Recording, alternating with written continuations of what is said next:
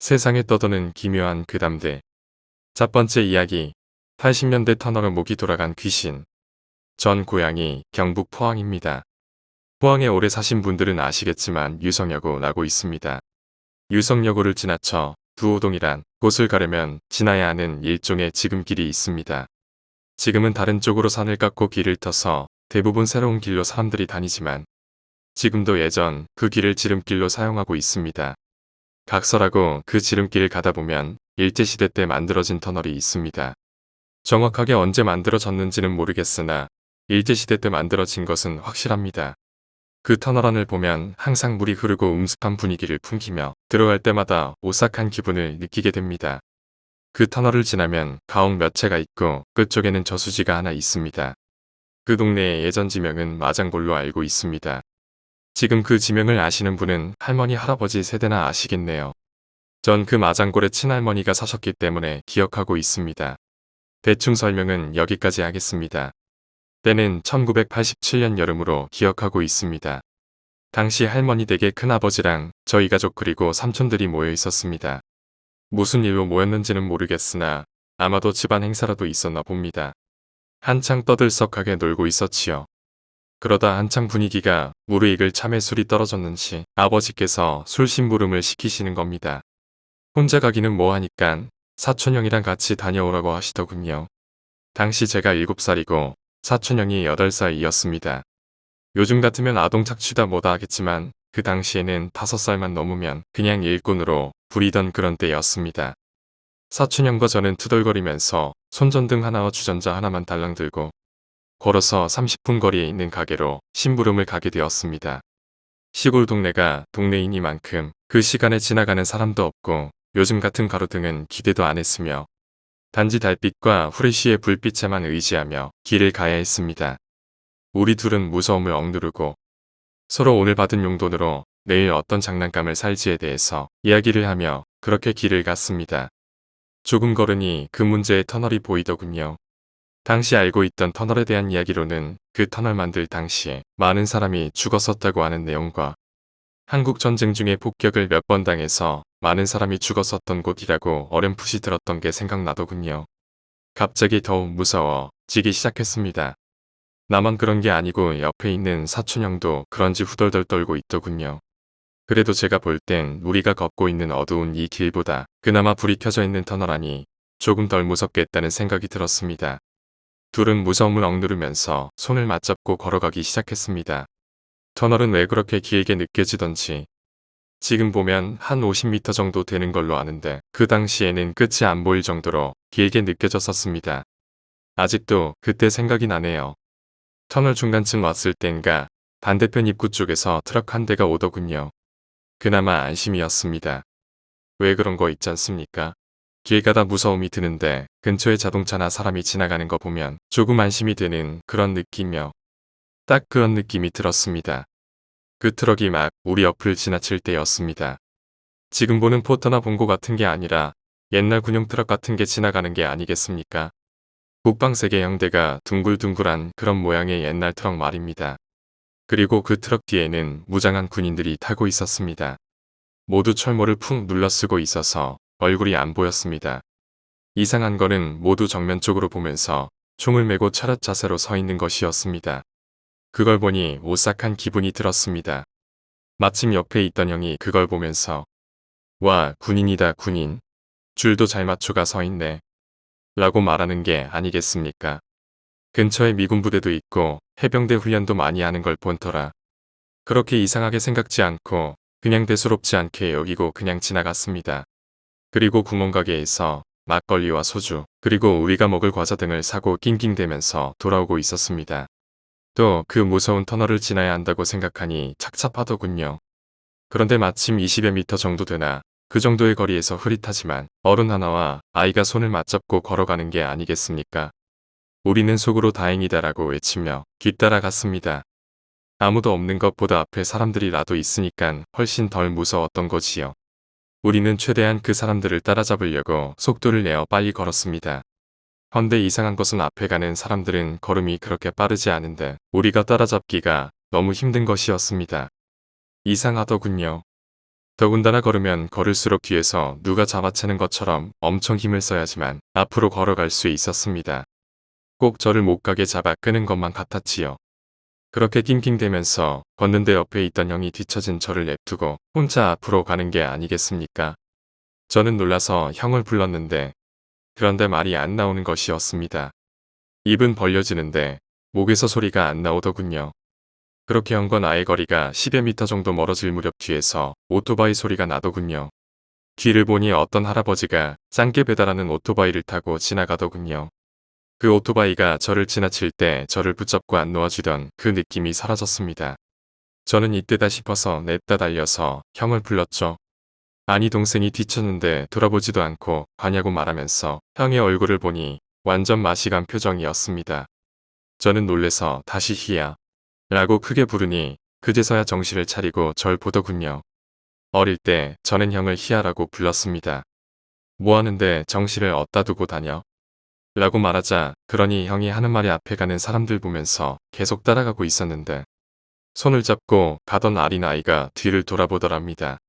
그런데 휙 하고 돌아보는 게 아니라 몸은 앞으로 있는데 고개만 뒤로 끼익하고 돌아서 몸과 머리가 반대로 되어서 걸어가더랍니다. 형은 무의식적으로 그냥 아무 느낌 없이 따라가고 있었다고 했습니다. 그러다 마침 제가 부르는 소리에 놀라서 정신을 차린 거고요. 그러면서 우리는 터널을 막 벗어났습니다. 온몸은 땀으로 흠뻑 젖었습니다. 터널을 지나온 그 짧은 시간이 몇 시간처럼 느껴지더군요. 이제 조금만 더 가면 집에 간다는 사실에 우린 서로 마주보면서 씩 웃었습니다. 그런데 우리는 그 다음 심장이 멎는 줄 알았습니다. 서로 마주보며 웃다가 터널에서 이상한 느낌이 나길래 돌아보았습니다. 마침 형도 같이 돌아보고요.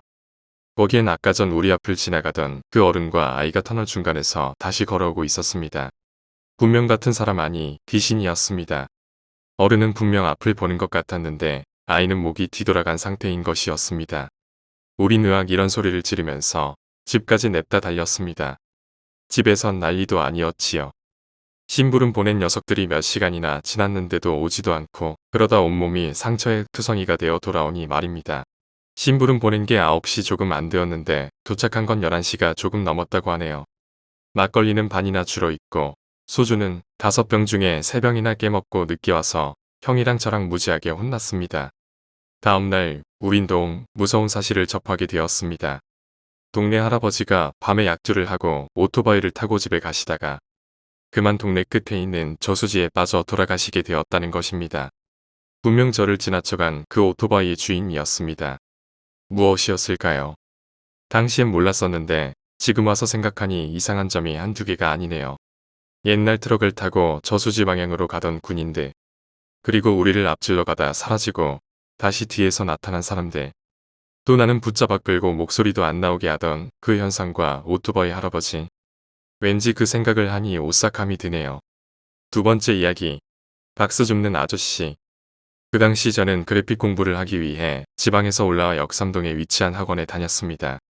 물론 멀리서 다니기 싫어하는 저는 걸어서 채 5분도 안 되는 거리에 고시원에 방을 얻었고요. 거기서 친구들을 사귀고 평온하게 지내던 어느 날이었습니다. 제 기억이 맞다면 3월 말에서 4월 초인 걸로 알고 있습니다. 그 당시 스페셜 포스에 미쳐있던 저는 시간 가는 줄 모르고 밤늦게까지 게임을 즐기고 있었습니다. 그러다 갑자기 출출해지기 시작하여 근처에 있는 편의점에 먹을 것을 사러 갔었지요. 그쪽 지리를 아시는 분은 알겠지만 역삼 쪽도 주택가 쪽으로 가면 약간씩 어둡고 으슥한 곳이 종종 있습니다. 게다가 시간은 2시 30분을 조금 넘긴 시간이었고 돌아다니는 사람도 없었습니다. 편의점이 멀지 않는데 10m 전방 쪽 빌라 1층 주차장 쪽에서 여자랑 남자자 실랑이를 하고 있는 것이었습니다. 얼핏 보기에는 둘 다 술에 취해 있는 것 같았고 남자가 여자를 끌고 걸었는 듯이 보였습니다. 전속으로 부럽다 남자 새끼가 여자한테 술 먹여놓고 MT 끌고 가려는가 보네 하고 그냥 지나쳤습니다. 그리고 전 편의점에서 먹을 것들을 쇼핑하고 룰루랄라 집으로 향하고 있었죠. 시간은 한 20분 정도 지났을 겁니다. 그리고 다시 그 장소에 다다른 순간 아까 전에 남자와 여자가 계속 실랑이를 하는 것이 보였습니다.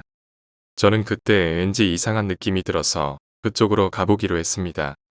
워낙 나쁜 범죄들이 많은 세상이라 혹여나 하고 슬금슬금 다가가는데 남자와 여자가 하는 얘기가 들리는 것이었습니다.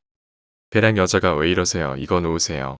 하고 자꾸 고꾸라지고 있었고 남자는 잠깐이면 된다고 하면서 억지로 여자를 끌고 가려고 하고 있었습니다. 저는 잠시 망설여서지요. 저 둘이 연인 사이면 전 무척 뻘쭘할 테고 아니라면 저 여자를 공경해서 구해야 했습니다. 전 그래도 혹시나 하는 마음으로 그들에게 다가가면서 거기 무슨 일이세요? 아가씨 무슨 일 있어요? 라고 최대한 목소리에 힘을 주고 말을 했습니다. 그러자 둘은 실랑이를 멈추고 저를 바라보더군요. 그러다 갑자기 여자가 남자의 팔을 뿌리치더니 저에게 흐느적 다가오면서 살려달라고 하더군요. 저는 저 둘은 연인 사이는 아니구나 순간 예감했지요. 그 순간 남자는 네가 뭐냐고 그러면서 꺼지라고 하더군요. 저도 지지 않고 이 새끼가 돌았냐? 야밤에 뭐하는 짓이야?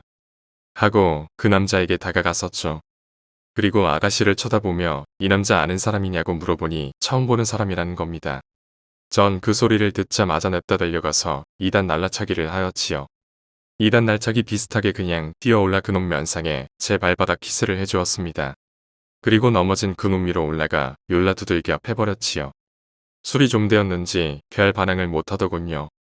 그리고 그놈을 형사들이 수잡 채울 때 하듯이 그런 자세로 돌려놓고 팔을 억누르고 있었습니다.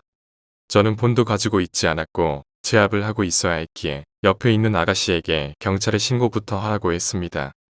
그런데 이게 웬일? 그 여자는 온데간데 없고 지나가는 박수 줍는 아저씨가 우리를 보고 있는 거지 뭡니까? 정말 황당했습니다. 일순간 전 순진한 사람 때린 폭력배가 된 기분이었습니다. 그래도 그 순간에 빠르게 머릿속에 생각이 나더군요. 그래 어두워서 아무도 내 얼굴을 자세하게 못 봤을 거야. 그 생각이 머리에 스치고 나자마자 전 냅다 뛰었습니다. 제가 살고 있는 곳이 온 방향이 아니라 반대 방향으로 말입니다. 그리고 20분이나 뛰어서 멀리 돌아 고시원으로 왔지요. 그리고 숨을 헐떡이면서 그 아가씨가 생각나더군요. 시발년 다시는 도와주나 봐라. 지금 생각으로는 그 아가씨 너무 놀라 그냥 간 걸로 보입니다만 그래도 마무리는 짓고 가야 되는 거 아닙니까? 모범 시민 표창을 받고 싶어서가 아니라 나름 좋은 일 한다고 나선 건데 잘못하면 제가 폭행죄로 고발될 뻔했던 거죠. 그래도 전 제 주변에서 도움이 필요한 사람이 보인다면 언제든지 달려갈 것입니다. 여러분들도 주위에 어려운 사람 모른 채 하지 말아주세요. 세 번째 이야기. 그녀의 머리에는 서울에서 직장을 다니다 집안 사정으로 인하여 저는 고향에 내려가게 되었습니다. 그러다 다시 집안일이 정리되고 나서 8개월 만에 다시 서울로 상경하게 되었지요. 2월 말에는 학생들 개강 시즌이라 방구하기가 쉽지 않더군요. 그래서 고생하다고 예전에 살던 곳에서 바로 지하철이 지나는 라인 바로 건너편에 새로운 보금자리를 얻게 되었지요. 사실 이 동네에는 방을 얻고 싶은 마음이 없었습니다. 그래도 방이 없는지라 울며 겨자 먹기로 계약을 하고 친구들과 여자친구와 함께 집들이를 하는 날이었습니다. 기분 좋게 한 잔씩 걸치고 슬슬 분위기가 한창 무르익을 때쯤 저는 여자친구와 따로 나가 조금 다투었습니다. 사실 이사 오기 전부터 여러 가지 문제로 티격태격하고 있었거든요. 어찌어찌하여 여자친구를 어르고 달래서 다시 술자리에 참석을 시켰었죠. 하긴 주인공이랑 그 애인이 다투고 왔는데 분위기가 좋을 리 있겠습니까? 술을 조금 먹다가 그냥 정리하고 잠이나 자기로 했죠. 시간이 새벽 4시가 좀 안 되었을 겁니다.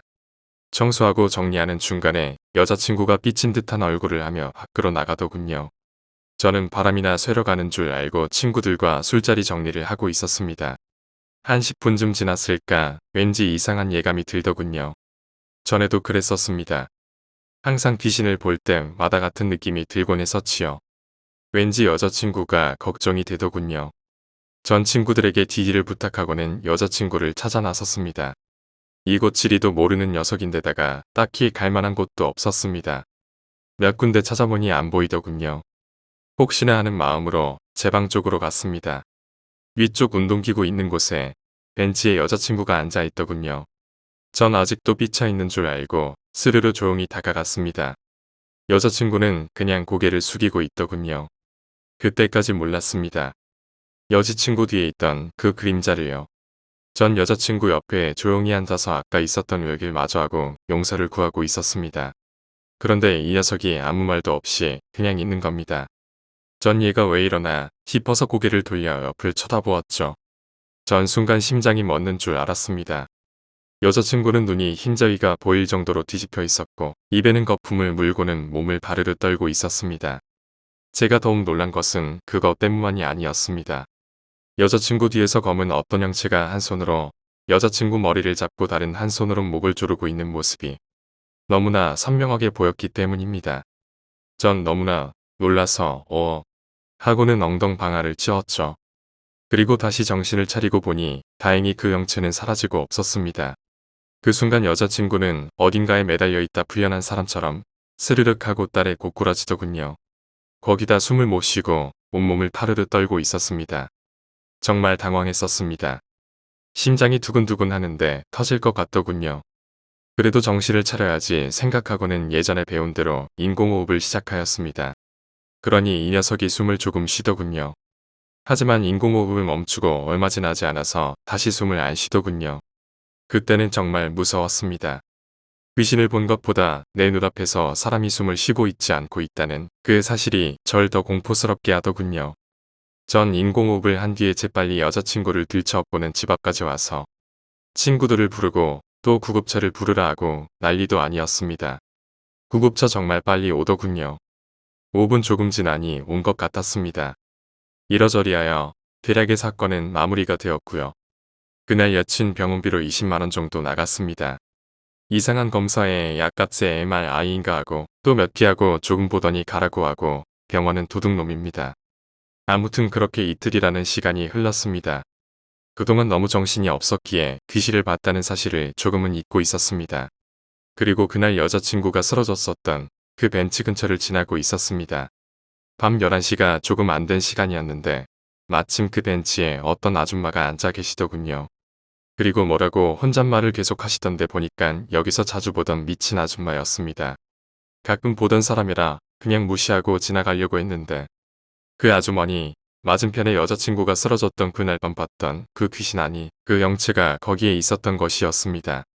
마치 서로 대화를 주고받듯이 말입니다. 그 후로는 저는 낮이라도 그쪽엔 잘 다니지 않습니다. 왠지 불길한 기분이 들어서요. 그리고 그 미친 아줌마 자꾸 눈에 걸리네요.